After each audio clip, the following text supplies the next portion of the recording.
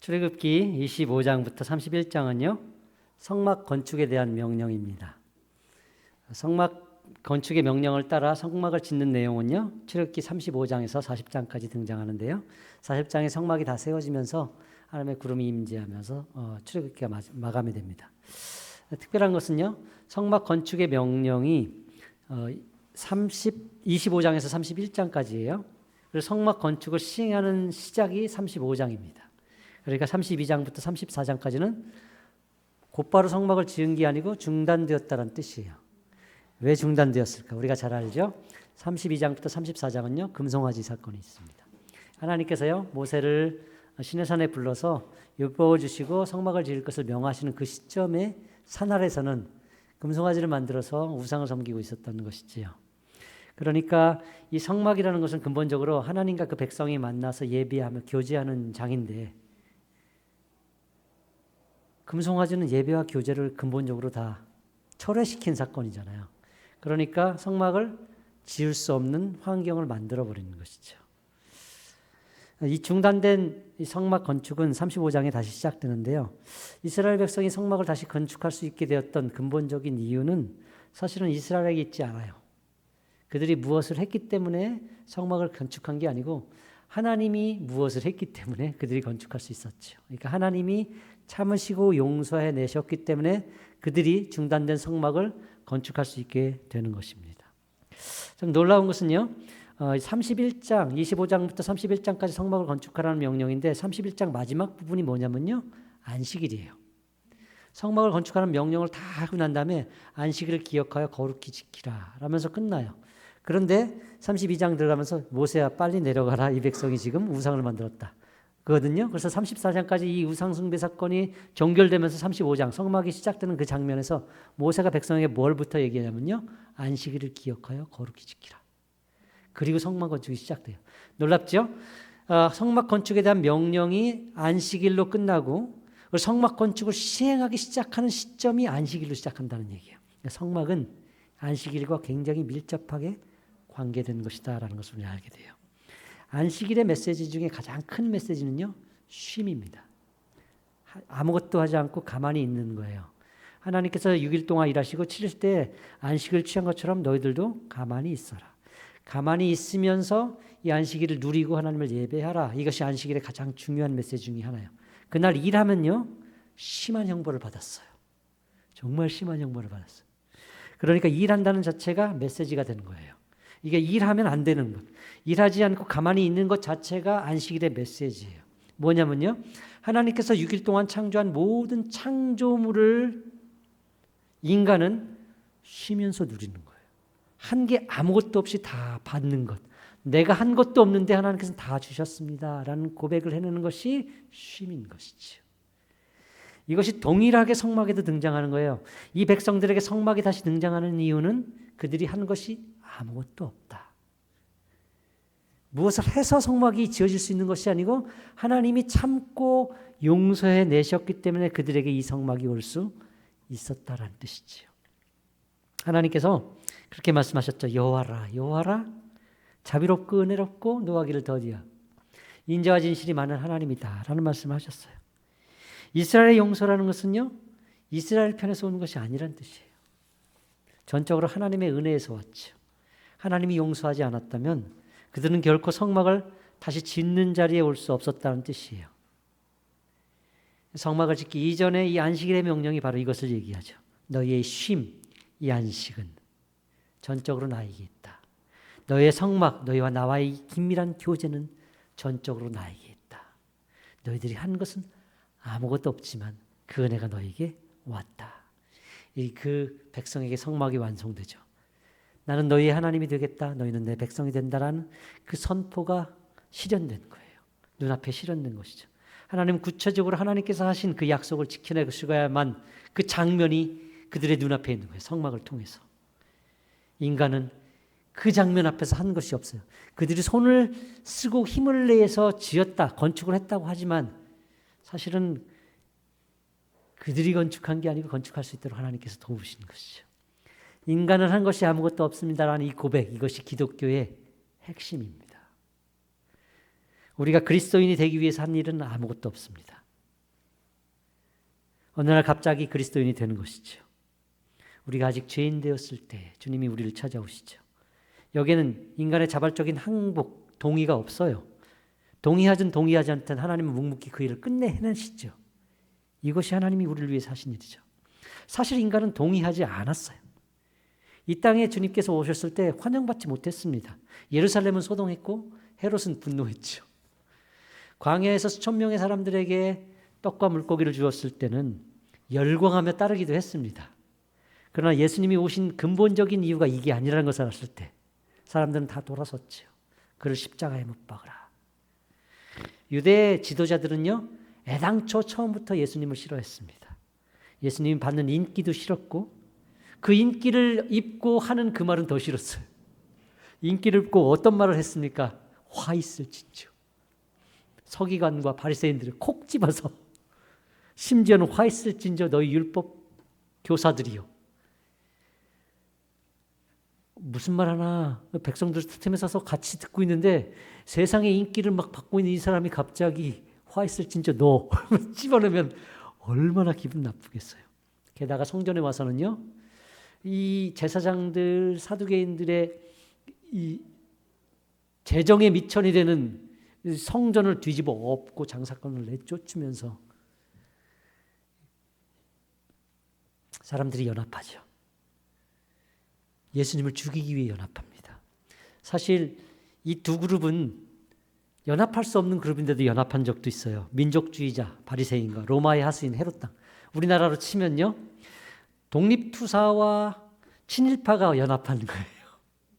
이게 가능한 일이 아닌 거예요. 이 독립투사와 친일파가 연합해서 뭘 얘기했냐면 예수님한테 가서 아니 일본에게 세금 내는 게 맞습니까? 그러면 독립투사는 뭐라 해야 돼? 당연히 안 되지. 친일파는 뭐라 해요? 내야지. 그러면 무슨 대답을 하든 이건 죽는 거예요.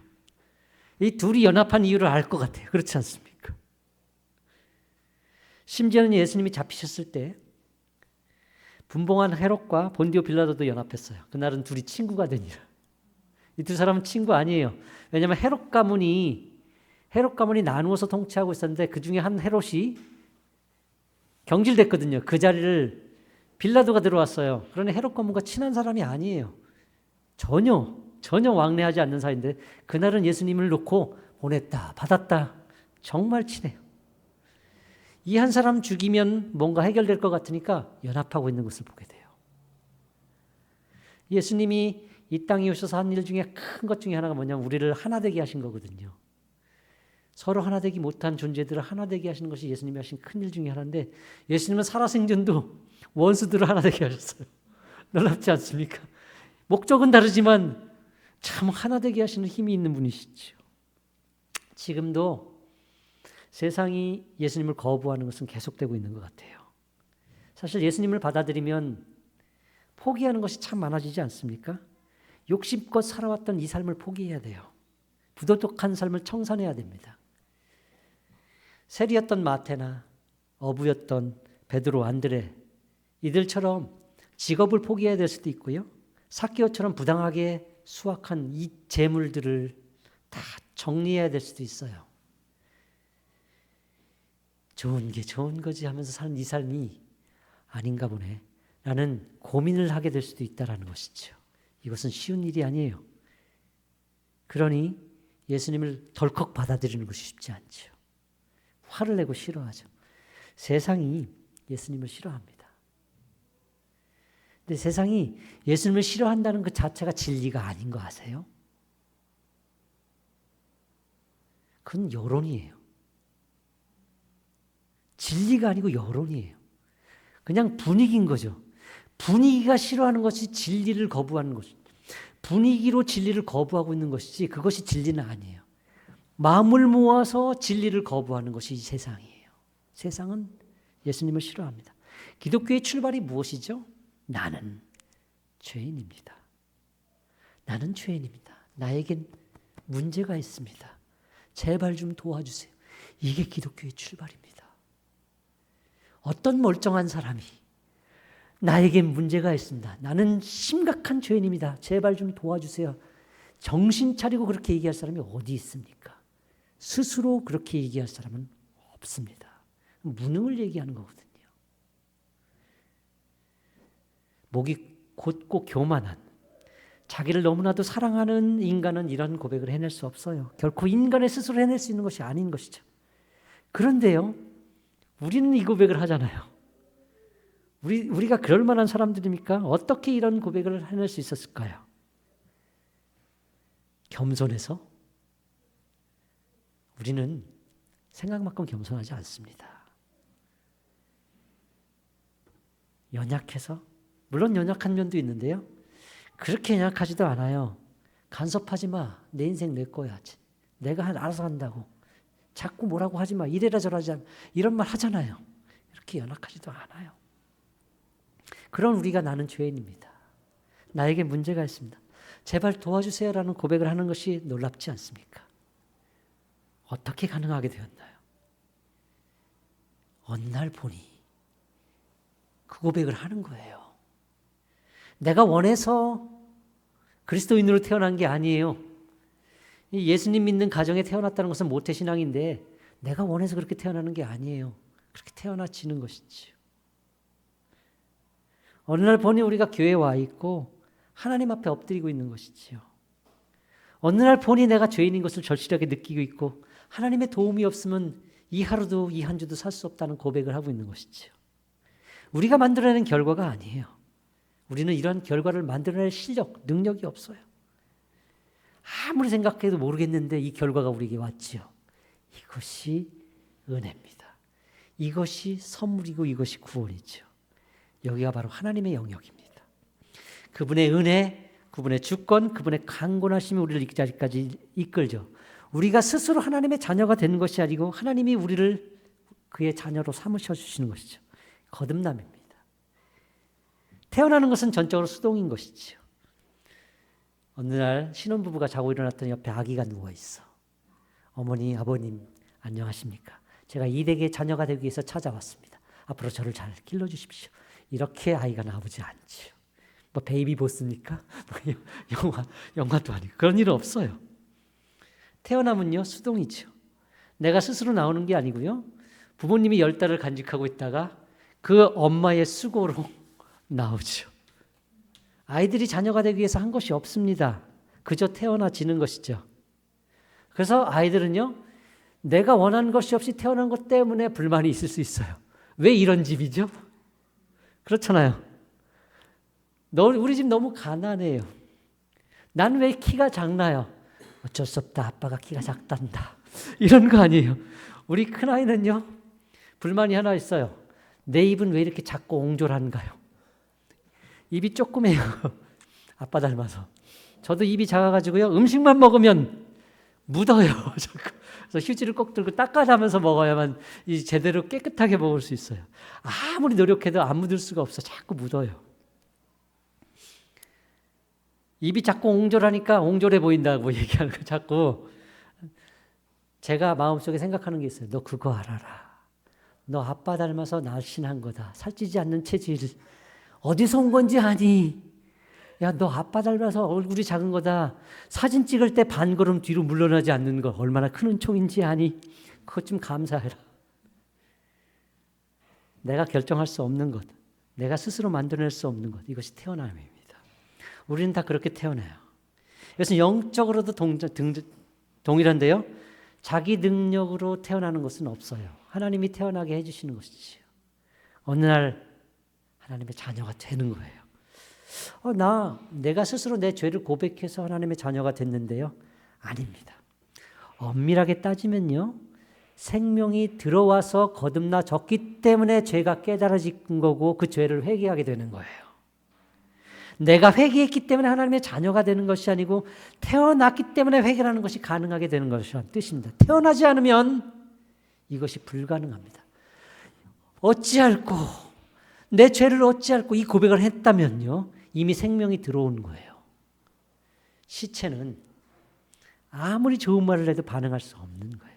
천사가 와서 말을 해도 시체는 반응할 수 없는 거예요. 근데 반응했다는 것은 시체가 살아났다는 것을 뜻하는 거거든요. 살아남, 이것이 거듭남이거든요. 이것은 하나님의 영역입니다. 우리가 지금 이 자리에 있을 수 있는 것, 우리가 하는 게 아니에요. 하나님의 은혜입니다. 하나님의 영역입니다. 그분이 주장하시고 간섭하시고 인도하셨기 때문에 이 교회, 이 자리에 있는 겁니다. 하나님이 아니라면 그 누구도 여기까지 올 수 없어요. 이스라엘 진중 가운데 성막이 세워지죠. 동서남북 각 지파가 거기에 진 중앙에 성막을 두고 진을 치죠. 하나님이 그 가운데 거하신다는 뜻이에요. 그들 가운데 함께서 함께 하시며 친히 인도하신다는 뜻이죠. 무엇이 이 결과를 만들었나요? 하나님의 은혜입니다. 그들이 한 일은요, 우상을 만들고 하나님과의 계약을 깨트리는 일이 그들이 가진 힘, 그들이 가진 능력이에요. 사람이 가진 힘이라는 것이 그래요. 연합해서 하나님을 거부하고 그리고 그 여론을 만들어서 진리를 떠나는 것이 사람이 할 수 있는 힘이에요. 근데 그 힘을 꿰뚫고 들어오는 것은 하나님의 영역입니다.